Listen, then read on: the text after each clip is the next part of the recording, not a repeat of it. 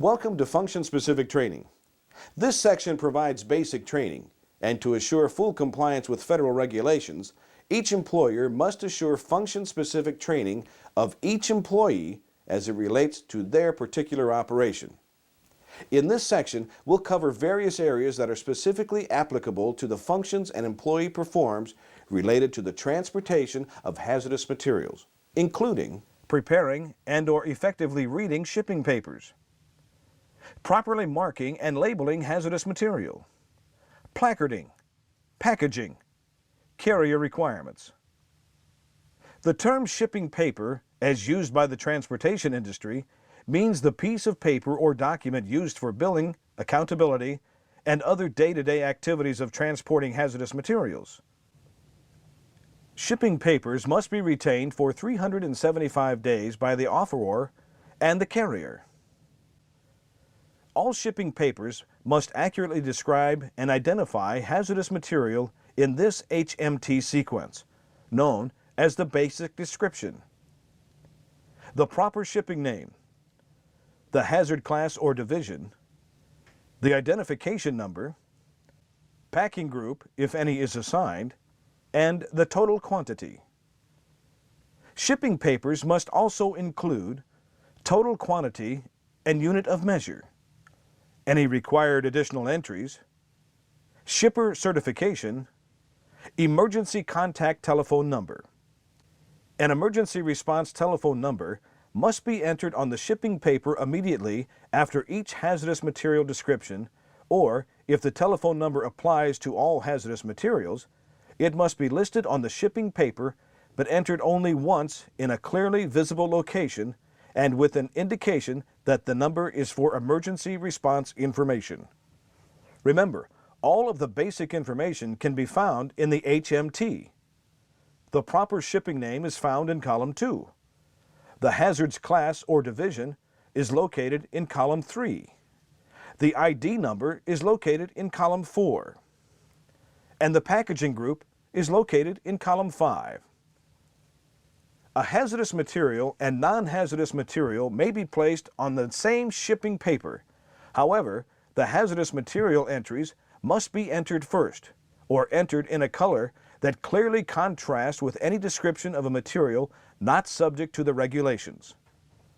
Highlighting is authorized on reproduced copies of a shipping paper, or the hazardous materials may be identified by an X in a column captioned HM.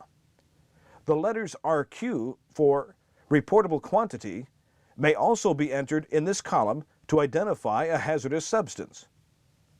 The last shipping paper entry is the certification that the hazardous materials are properly offered for transportation according to the HMR. The shipper must enter the selected certification on the shipping paper and sign it manually or by typewriter or by other electronic means. As a carrier, you are responsible to verify the information on the shipping paper. If the paperwork is not correct or the packages are not intact, do not accept the shipment.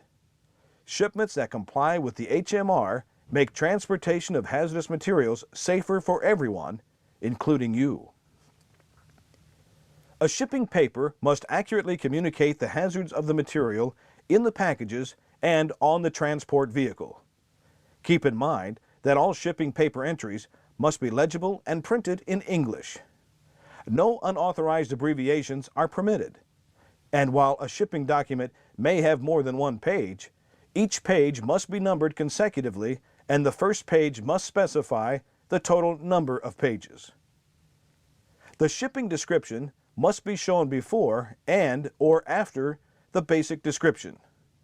The total quantity must include the unit of measurement, such as liters, gallons, kilograms, or pounds. Quantity can be shown as gross or net. The total quantity, type of packaging, and destination mark may be entered in any appropriate manner before or after the basic description. Abbreviations for the total quantity may be used on the shipping paper. You may abbreviate the type of package and/or unit of measurement. For example, carton, box, drum, kilogram, liters.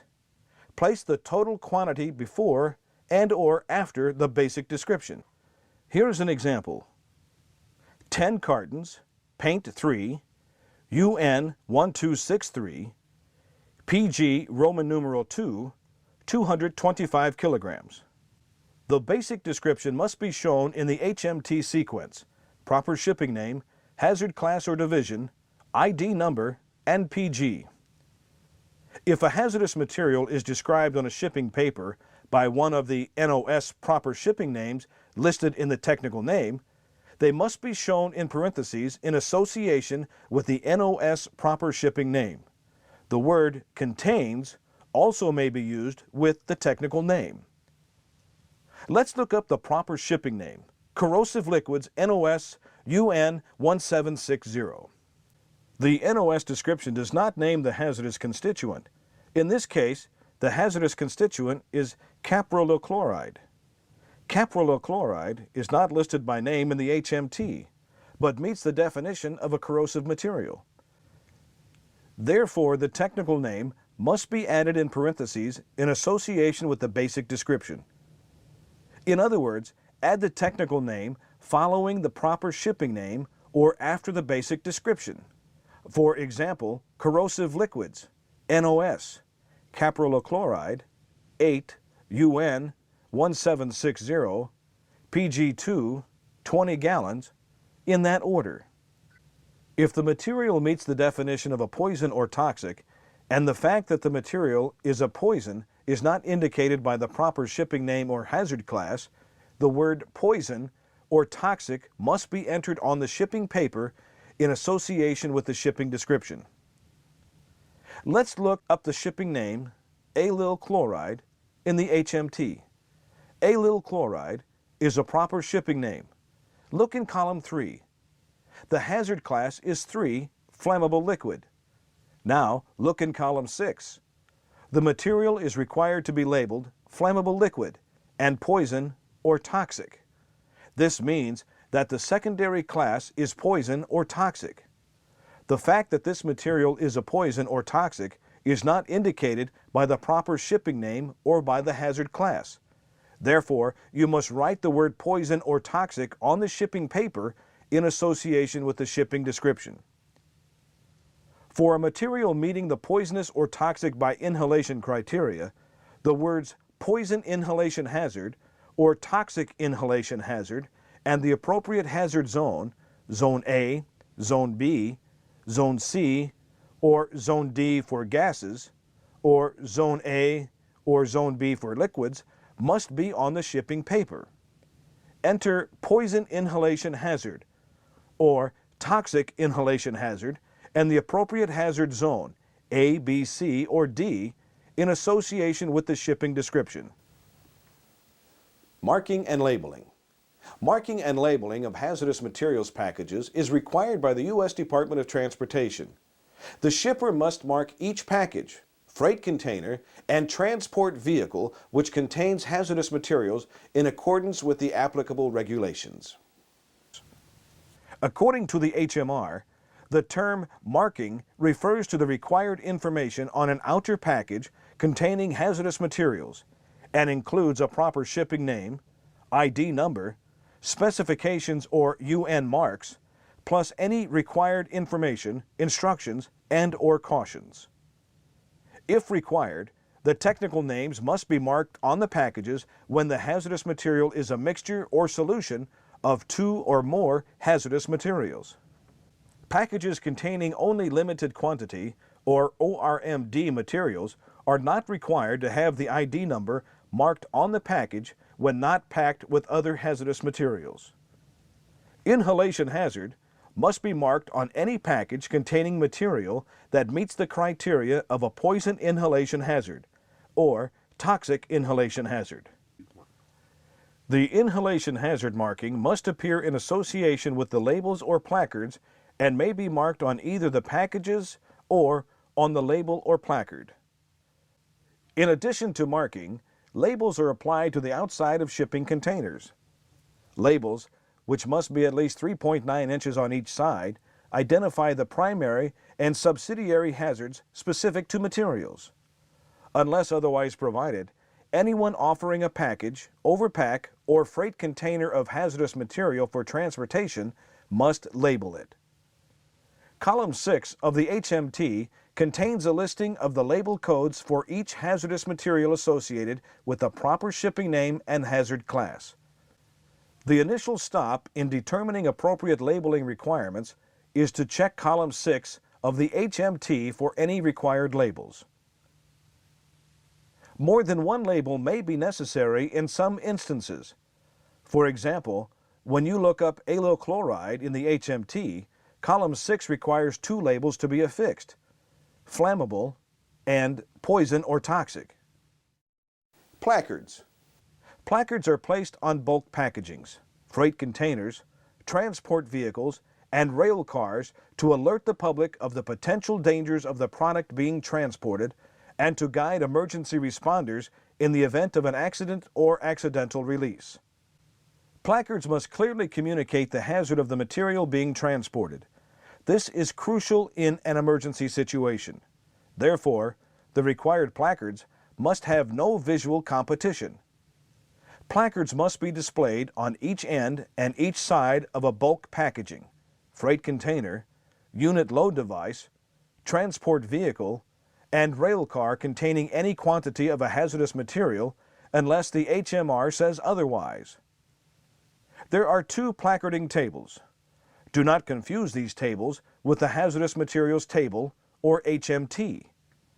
When determining which placards must be used and what options are available, both placarding tables must be considered. It is important to keep the 2 placarding tables separate when determining placarding requirements. Placarding Table 1 is straightforward.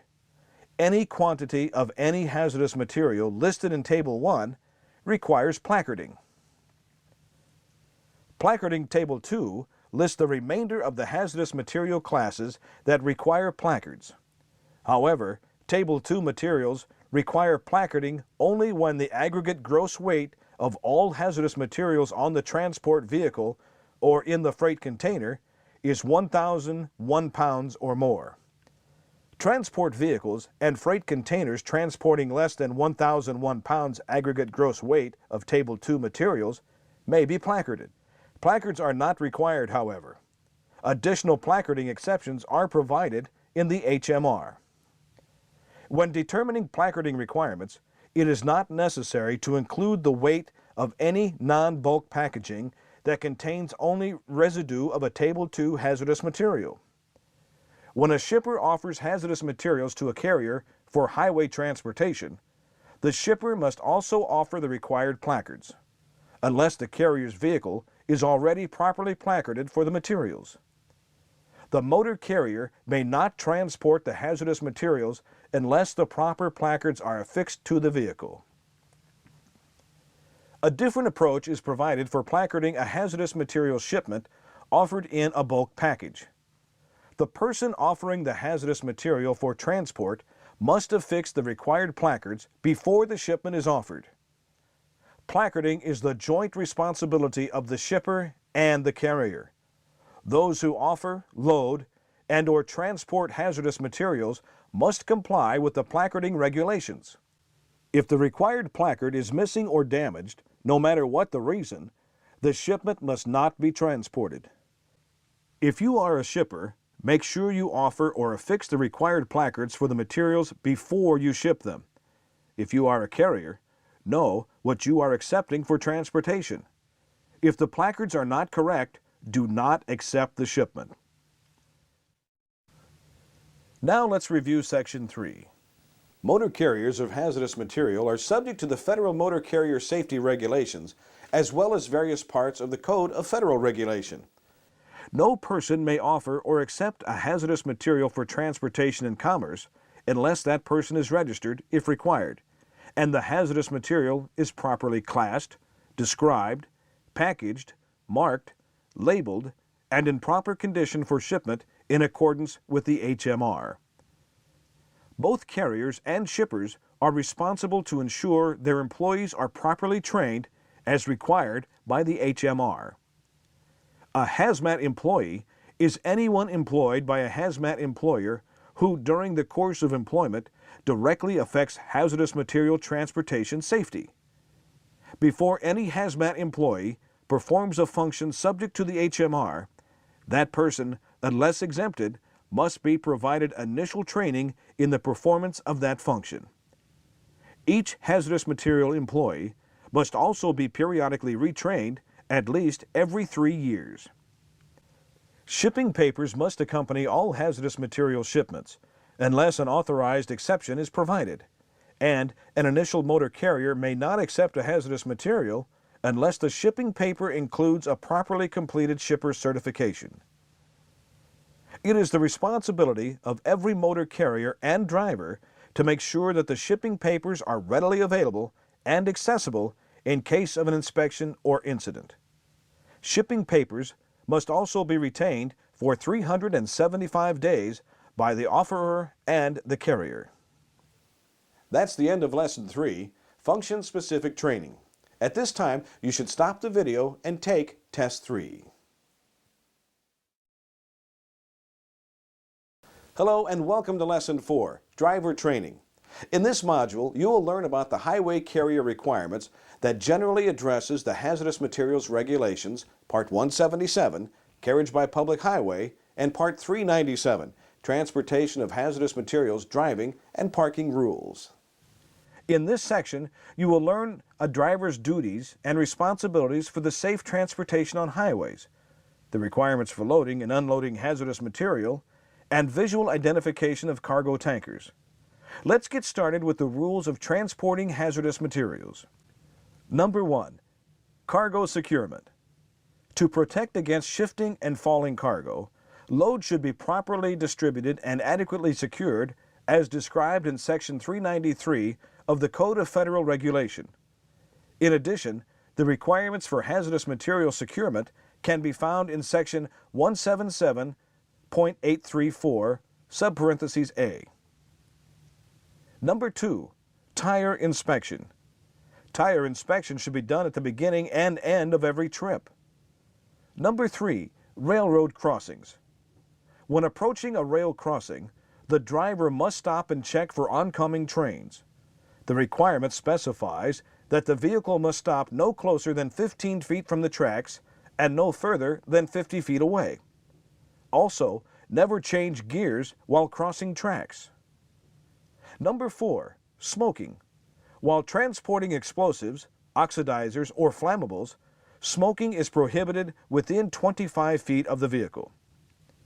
Number 5. Open flame or fire. Never operate or park a vehicle within 300 feet of a fire or open flame.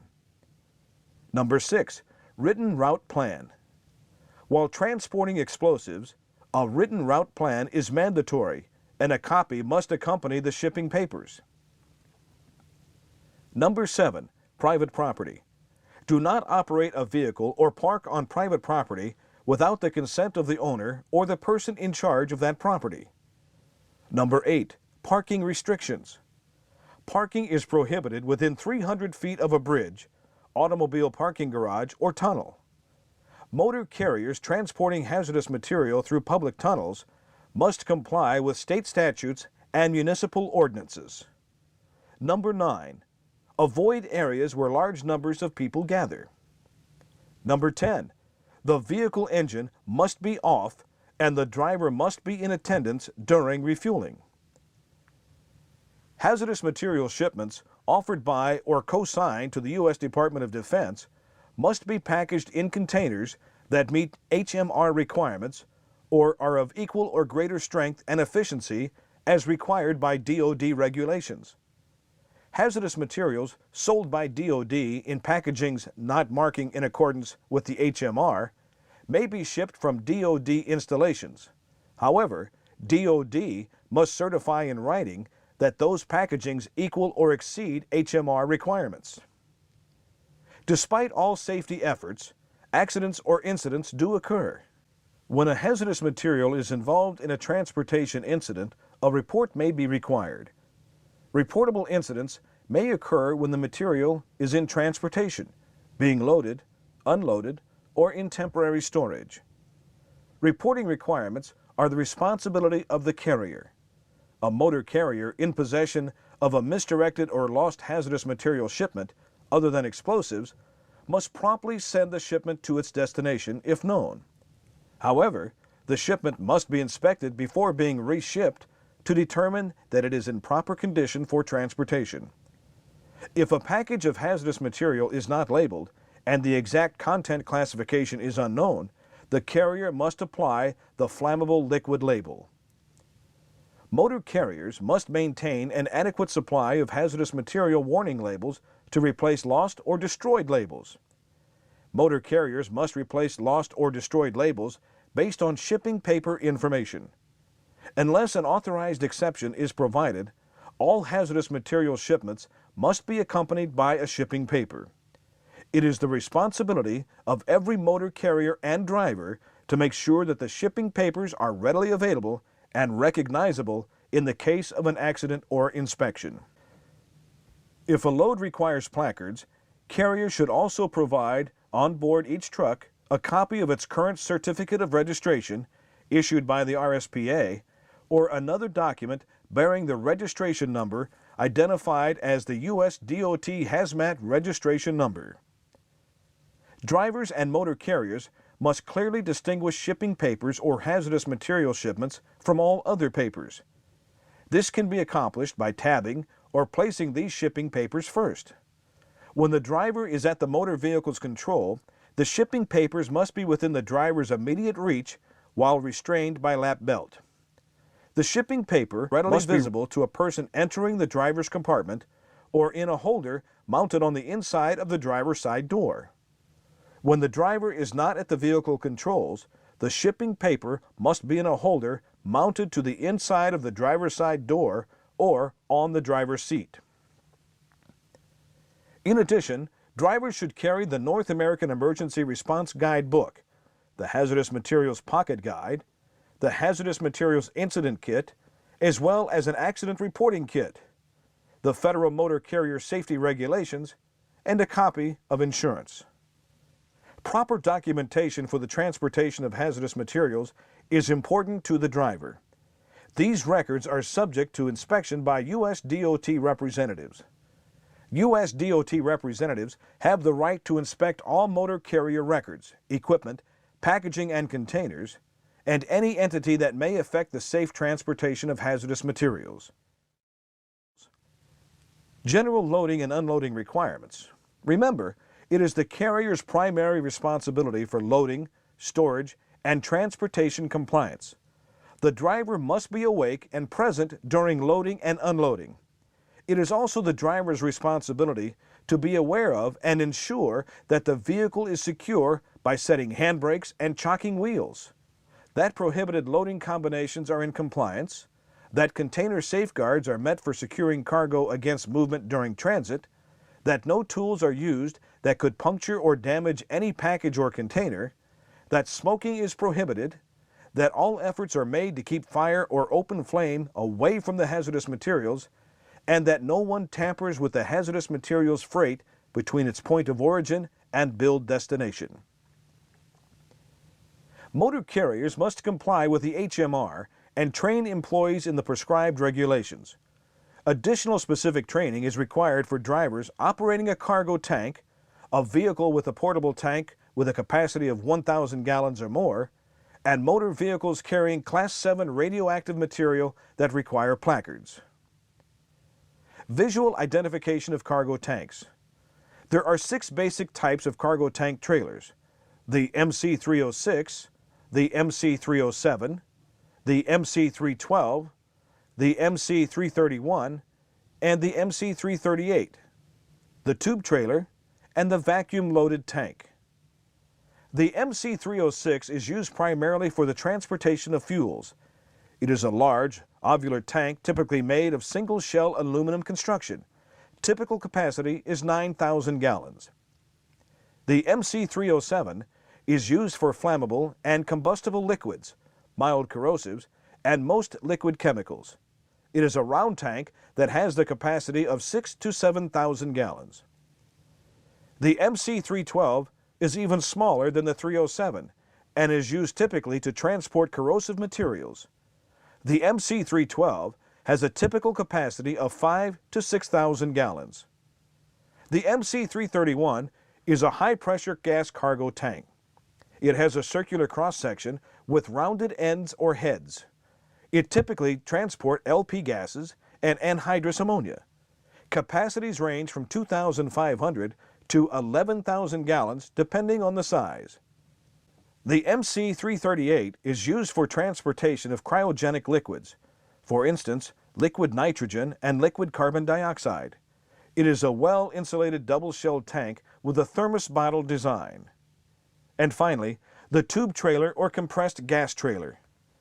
The compressed gas trailer is comprised of tubes manifolded together at the front and the back.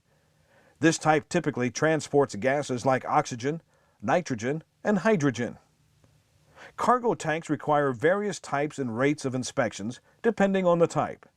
External visual inspections are to be completed every 6 to 12 months. Internal visual inspections are to be done every 1 to 5 years. For corrosive trailers, a lining inspection must be done every year. Tanks are also subject to leakage, pressure, and thickness testing. Leakage testing must be conducted every 1 to 2 years. Pressure testing should be done every 1 to 5 years, and thickness testing of unlined tanks transporting corrosive materials must be tested every 2 years. For a complete chart of required testing, refer to Section 180.407C of the Code of Federal Regulation. Inspection certifications are posted on the trailer and should be visible. Well, that ends Section 4 on driver requirements. Please stop the video now and take Test 4. After completing Test 4, proceed with the DOT Security Awareness CD-ROM training.